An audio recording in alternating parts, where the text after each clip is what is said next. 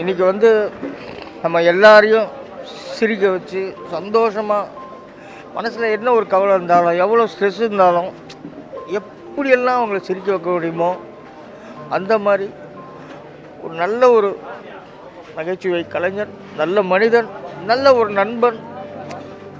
இன்றைக்கி நம்மளெல்லாம் விட்டு போயிட்டாப்புல. அது ரொம்ப ரொம்ப வருத்தமாக இருக்குது. இது வயசே கிடையாது அவருக்கு. எவ்வளவு உழைப்பு தெரியுமா? ஆரம்பத்துலேருந்து எனக்கு சங்கர் நல்லா தெரியும். ஸ்டேஜ் ப்ரோக்ராம்லேருந்து அவரோட உயரம், மிகப்பெரிய உயரத்துக்கு வந்திருக்காரு. இன்னும் உயரத்துக்கு போயிருக்கணும், ஆனால் நம்மளை விட்டு ரொம்ப உயரத்துக்கு போயிட்டார்.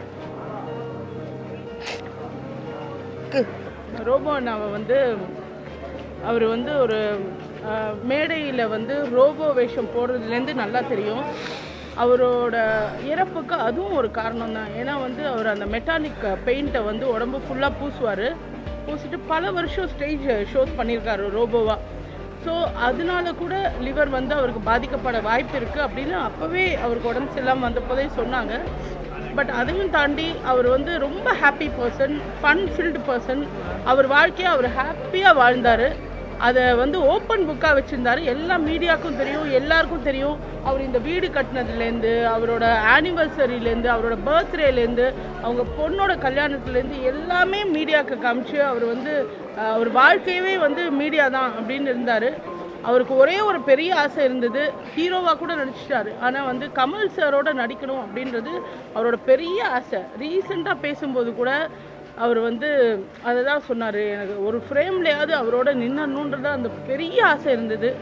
ஆனால் வந்து அது நடக்காமல் போயிடுச்சுன்றது தான் எனக்கு ரொம்ப வருத்தமே. ஏன்னா வந்து இது ஒரு வயசே இல்லை அவர் போகிறதுக்கு. ஆனால் வந்து அவர் ஒரு சந்தோஷமாக அவரை வந்து ரொம்ப ஹாப்பியாக பார்த்துக்கிட்டாங்க பிரியங்கா, அவரோட ஒய்ஃபு.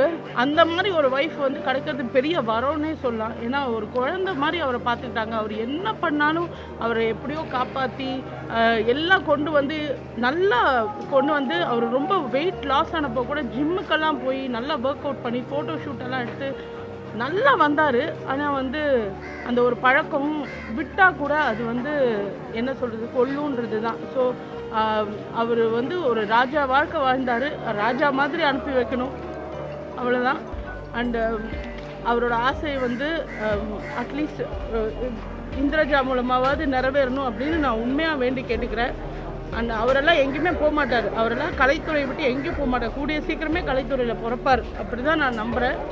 ரோபோ சங்கர் அண்ணா இழந்து வாடுற அவங்க குடும்பத்துக்கும் அவங்களோட ரசிகர்களுக்கும் எல்லாருக்கும், முக்கியமாக மேடை கலைஞர்கள் எல்லாருக்குமே வந்து ஹெல்த்தை பார்த்துக்கோங்க. எல்லா ஆர்டிஸ்ட்டும் சரி, எல்லாருமே சரி, ஹெல்த் ரொம்ப முக்கியம். ஏன்னா நம்ம இல்லாமல் நம்ம குடும்பம் ரொம்ப வருத்தப்படும். அதனால் அந்த ஒரு பெரிய தப்பை மட்டும் நம்ம பண்ணக்கூடாது. அதுதான். நன்றி, வணக்கம். அவருடைய ஆத்மா சாந்தி அடைய கடவுளை வேண்டிக்கிறேன். வேண்டிக்கிறேன்.